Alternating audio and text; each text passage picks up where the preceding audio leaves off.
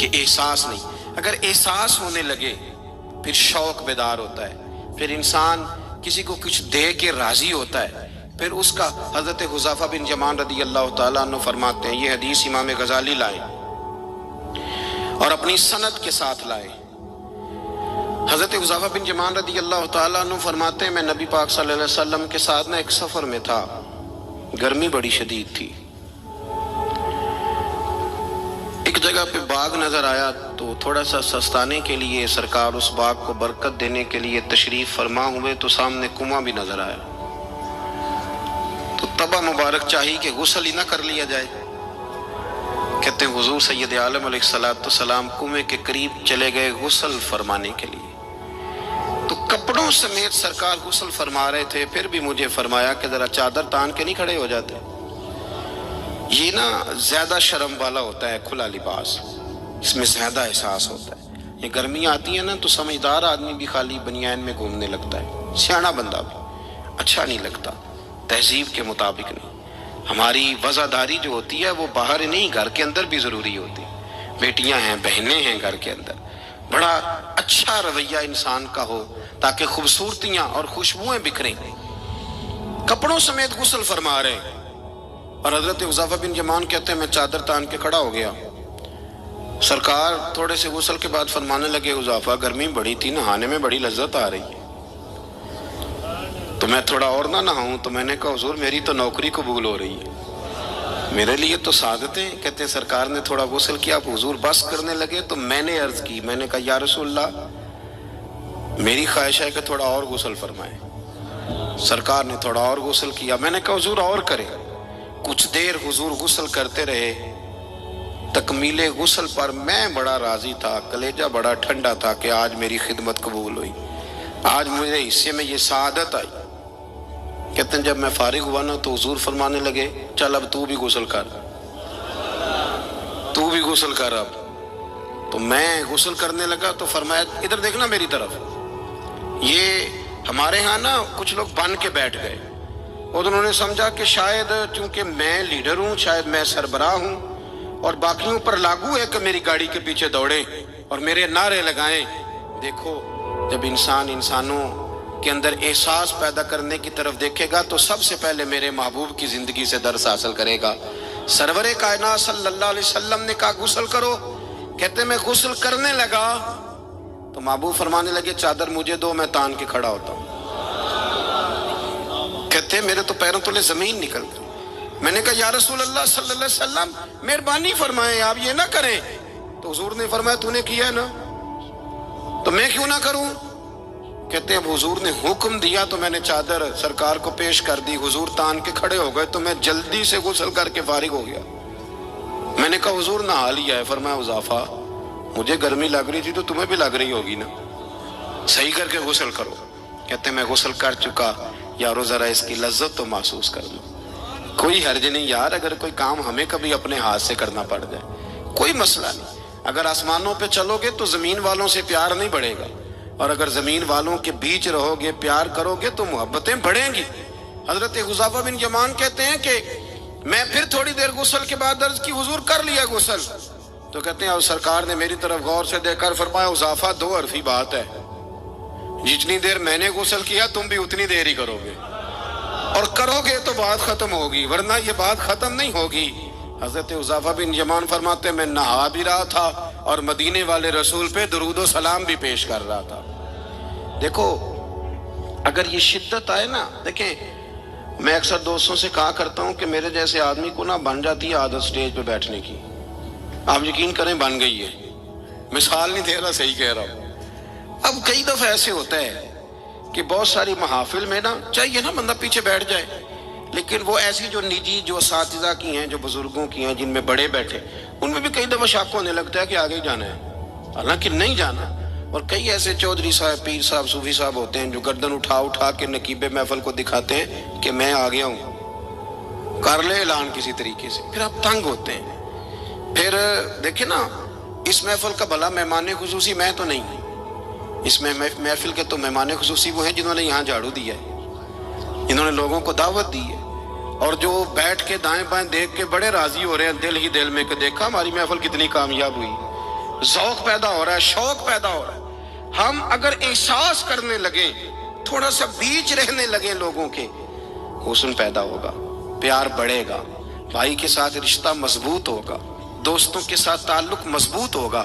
یہ جو ملازم چھوڑ کے چلا جاتا ہے نا، اس کو 5,000 زیادہ ملتا تو نکل جاتا ہے، اس کی وجہ یہ تھی کہ آپ کا اس کے ساتھ رشتہ مضبوط نہیں تھا۔ اگر تعلق مضبوط ہو جائے، مولا علی شیر خدا، مولا کائنات حضرت مولا علی شیر خدا کرم اللہ تعالی وجہ الکریم کا خادم کہتا ہے، مجھے ایک دن فرمانے لگے، یعنی خادم کو، غلام کو فرمانے لگے، یار کپڑے تیرے بھی پرانے ہو گئے ہیں تو میرے بھی ہو گئے، چل خریداری کرنے نہ چلیں۔ کہتے مجھے لے گئے بازار اور 2 جوڑے حضرت علی نے خریدے، ایک خاصا مہنگا تھا، ایک سستا تھا۔ میں سمجھ گیا کہ مہنگا آقا کا ہے اور سستا غلام کا ہے۔ کہتے ہیں وہ تھیلے میں ڈالے، اٹھانے میں نے تھے، میں نے وہ اٹھائے اور میں چلنے لگا۔ کہتے ہیں جب وہ چوک آیا نا جہاں سے مولا کائنات شیر خدا کرم اللہ تعالی وجہ الکریم نے اپنے حجرہ نور میں جانا تھا اور میں نے اپنے گھر میں جانا تھا، تو حضرت مولا علی شیر خدا فرمانے لگے، لا بھی بیٹا میرے والا سوٹ مجھے دے دے۔ تو بالکل طے شدہ بات تھی، میں نے وہ مہنگا جوڑا نکالا اور حضرت علی کی طرف بڑھایا، تو حضرت علی فرمانے لگے، یہ تو نہیں میرا تو وہ دوسرا ہے۔ تو وہ شخص کہتا ہے میں نے ایک فلسفہ بیان کیا، میں نے ایک علت بیان کی، ایک لاجک بیان کی۔ میں نے کہا حضور یہ آپ رکھیں اور یہ جو سستا ہے یہ میں رکھتا ہوں۔ فرمایا وجہ؟ کہنے لگا حضور وجہ بڑی سادی سی ہے، ایک پورا فلسفہ اس کے پیچھے، اور فلسفہ یہ ہے کہ آپ آقا ہیں اور میں غلام ہوں، تو آقا مہنگا پہنے اور غلام سستا پہنے۔ تو حضرت علی وہ والے عالم ہیں جن کو علم بھی مدینے والے رسول نے عطا فرمایا ہے۔ تو آپ حکم بھی کر سکتے تھے کہ نہیں تو لا، میں نے وہی پہنا ہے، حکم بھی کر سکتے تھے، لیکن اس نے دلیل دی تھی نا، دلیل دی تھی نا، تو پہلے اس کی دلیل کو توڑنا ضروری تھا۔ حضرت علی کہنے لگے فلسفہ ہی تو نے بیان کرنا ہے تو اپنے والا نہ کر، تو میرے والا کر۔ اس نے کہا حضور کیا مانا؟ آپ فرمانے لگے تو کہہ رہا ہے کہ مہنگا جوڑا میں پہنوں گا اور سستا جو ہے وہ تو پہنے گا۔ فرمانے لگے تو نے یہ دلیل بیان کی ہے کہ میں آقا ہوں تو غلام ہے، تو فرمایا تو میرے والی علت لینا۔ حضور وہ کیا؟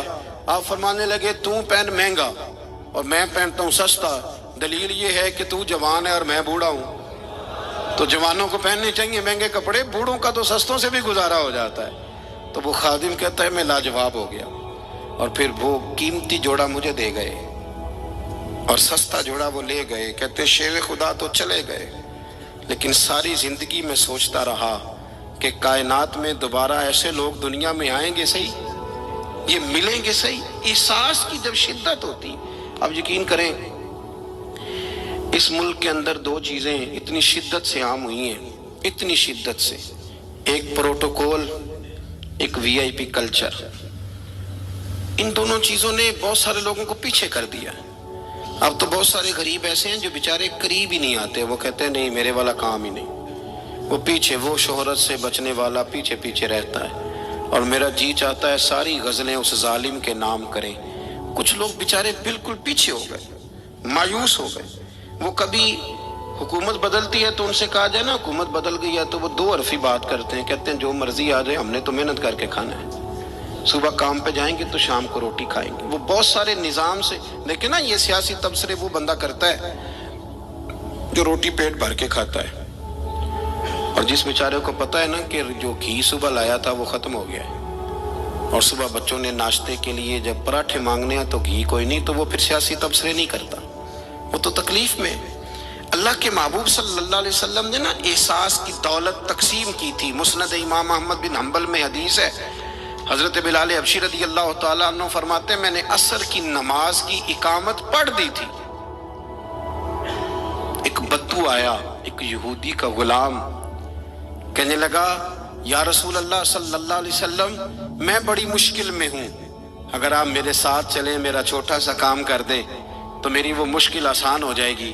سیدنا بلال حبشی فرماتے ہیں نبی کریم نے نمازیوں سے فرمایا اقامت ہو چکی تھی، فرمایا تم بیٹھ جاؤ، میں ذرا اس بدو کا کام کر کے آتا، تم ذرا بیٹھو، میں صرف اشارے کرتا ہوں، آپ کو ملے گا کہ حضرت جابر ابن عبداللہ کا قرضہ اتارنا تھا تو سرکار کھیت تک گئے اور باقاعدہ سفارش کی ان کی، اب تو لوگ کہتے ہیں نا جب تک وہ خدمت کر رہا ہے تو تب تک وہ خدمت گزار ہے، کہیں الجھ جائے تو کہتے ہیں اس کا ذاتی مسئلہ ہے، اور میں ذاتی معاملات میں مداخلت نہیں کرتا۔ تو میاں جب آپ کے پاس تھا، آپ کا ورکر تھا، تب ذاتی مسئلہ کیوں نہیں تھا؟ اب وہ الجھ گیا ہے تو ذاتی مسئلہ ہے۔ ایک عورت رو رہی تھی تو سرکار سفارش کے لیے اس کے ساتھ نہیں چلے گئے تھے کہ میری مالکن مجھے مارے گی؟ آپ کتب حدیث کتب سیرت کو پڑھیں۔ یہی وجہ تھی کہ حضور کے غلاموں میں وہ درد آیا، بڑے زور شور سے آیا۔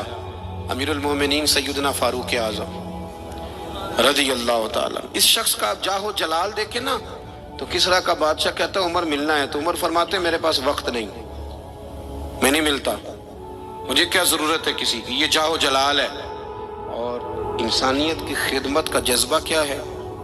چہرے پہ نقاب اوڑھ کے رات کو گھوم رہے ہیں، سامنے ایک خیمہ نظر آ گیا، سیدنا فاروق اعظم قریب گئے تو ایک آدمی خیمے میں ہے اور بڑی پریشانی میں ہے، اندر سے نکلتا ہے پھر اندر جاتا ہے۔ فرمایا خیریت ہے؟ کہنے لگا بڑی دور سے آیا ہوں، امیر المومنین سے ملنا تھا، رات ہو گئی، یہیں میری بیوی کہ ہاں ولادت ہونی اور وقت قریب آ گیا، وہ تکلیف میں، تو یہیں خیمہ لگا کے میں نے بٹھا لیا ہے۔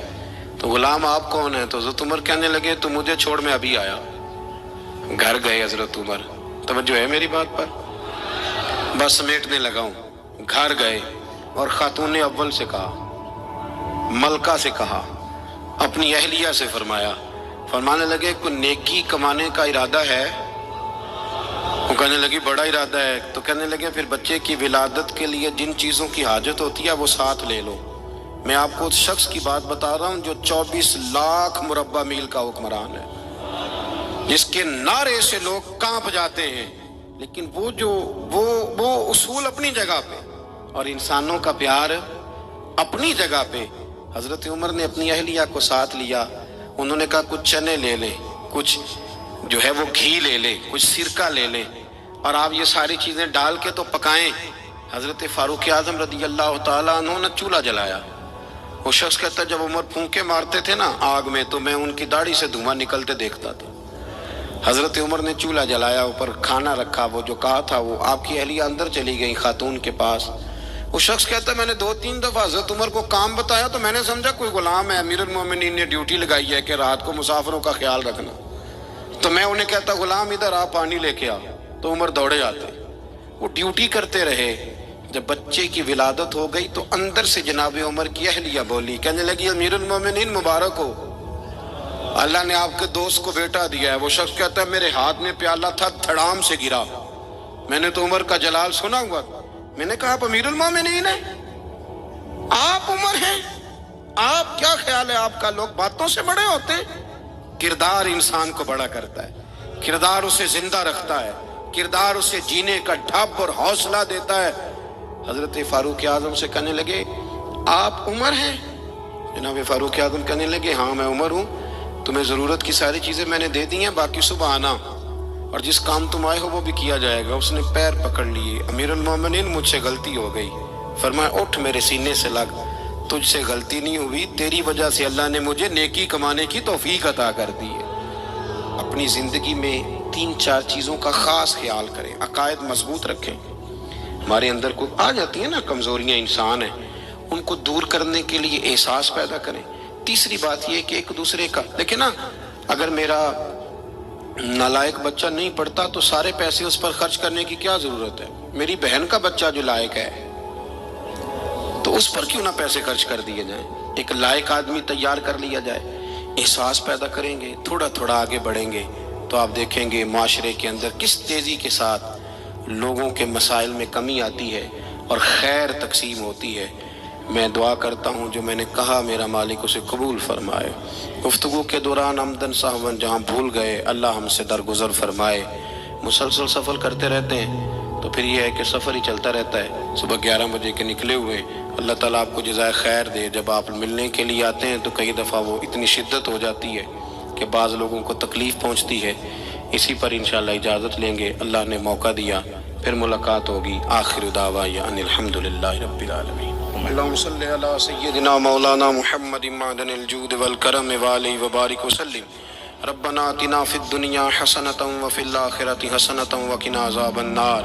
مالک جن دوستوں نے اتنا خوبصورت اہتمام کیا ان کی کوشش کو قبول فرما، ہم جتنے یہاں حاضر ہوئے ہیں ہماری حاضری کو مستجاب فرما۔ اے مالک کریم، امت مسلمہ کے حق میں رحمت والے فیصلے فرما۔ اللہ برما کے مجبوروں کی مدد فرما، کشمیر اور فلسطین کے مظلوموں کی مدد فرما۔ مالک کریم، پاکستان کو نظام مصطفیٰ صلی اللہ علیہ وسلم کا بنا۔ اے اللہ ہمارے گناہوں کو معاف فرما، ہماری غلطیوں سے درگزر فرما، علم نافع عمل صالح کی توفیق عطا فرما، مسجد کا پیار عطا فرما، قرآن پاک سے محبت عطا فرما، دروازہ رسول صلی اللہ علیہ وسلم کی سچی گدائی اور غلامی نصیب فرما۔ مالک ہمارے بیماروں کو شفا دے دے، مقروضوں کو بارے قرض سے رہائی عطا فرما دے، جو تنگ دست ہیں انہیں وسعت رزق دے دے، بے اولادوں کو اولاد صالح عطا فرما۔ مالک کریم، جو لوگ دنیا سے چلے گئے ان کی کامل مغفرت فرما، ہم جو موجود ہیں ہمیں توبہ کی توفیق عطا فرما، ہم سب کا خاتمہ بالخیر بالایمان فرما۔ اللہم انا نسألک العفو والعافیۃ فی الدین والدنیا والآخرہ، رب اغفر وارحم وانت خیر الراحمین، وصلی اللہ تعالی علی حبیبہ سیدنا و مولانا محمد۔